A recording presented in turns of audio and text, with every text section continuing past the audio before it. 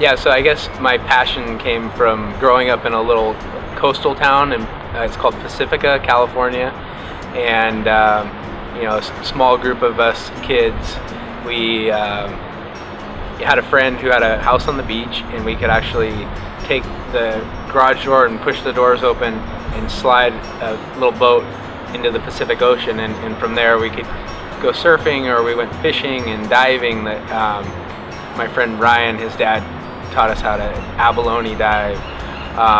And then as we got older, we started doing surfing competitions. So there was a like an amateur surf tour around California, and then the championship was actually in Texas, and we traveled around doing the surf competitions. And I think I'm pretty competitive, so the motivation was to be like competing against other people and trying to beat them in these competitions. And then once I get better at the sport, then it was more about competing against myself and trying to learn a new trick or surf a bigger wave or whatever. But then there was a point where I got involved in big wave surfing, and it was actually a pact that I made with a friend in a garage, where we were like, we're going to become big wave surfers, and we like shook each other's hand, and we both committed to like training and swimming, and started traveling surfing big waves. And in California, the most famous wave, and one of the most famous waves in the world, is Mavericks.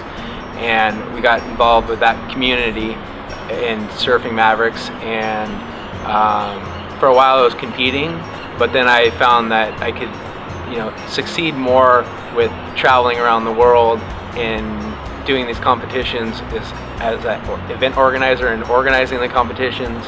And now I'm the lead rescue for the Big Wave World Tour, so I get to travel and do these competitions. I don't get to compete in the event all the time, once in a while, but more doing the rescues, and then I get to surf with some of the best surfers in the world at the best time at that location when the waves are best of the whole year. So it's a great, fun thing to do. And from there, I guess that's my passion, is surfing and kiteboarding. And from kiteboarding and surfing and having like a regular 9-to-5 job, the two don't really go together very well. So it was frustrating for like 9 years of like trying to have a 9-to-5 job and go surfing, and the waves are usually good in the morning.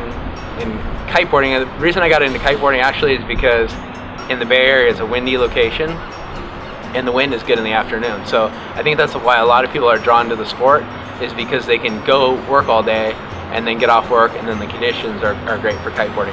And in California, especially in the Bay Area is a world-class kiteboarding location, where we do have world-class waves here, but it's not every day that the waves are good. So kiteboarding was kind of a backup to surfing, like my second sport that kept me in shape and kept me active and everything. And I got so passionate about that I started teaching it, because there was nobody else in the Bay Area that was really involved in teaching people, and I wanted to get other friends involved, because when I first started I would show up to the beach and there'd be no one else kiteboarding, and kiteboarding is kind of a social sport where you want to have somebody else to go with, and you can share the sport and share your stoke for the sport or whatever. So I ended up quitting my telecommunication splicing job and started a kiteboarding school here in the Bay Area, and it's been a great opportunity, because I've met like founders of Google and Facebook and YouTube and Twitter, and now I have all these relationships with these folks, and we travel the world and network, but also share our passion of the sport of kiteboarding, and mine with surfing as well.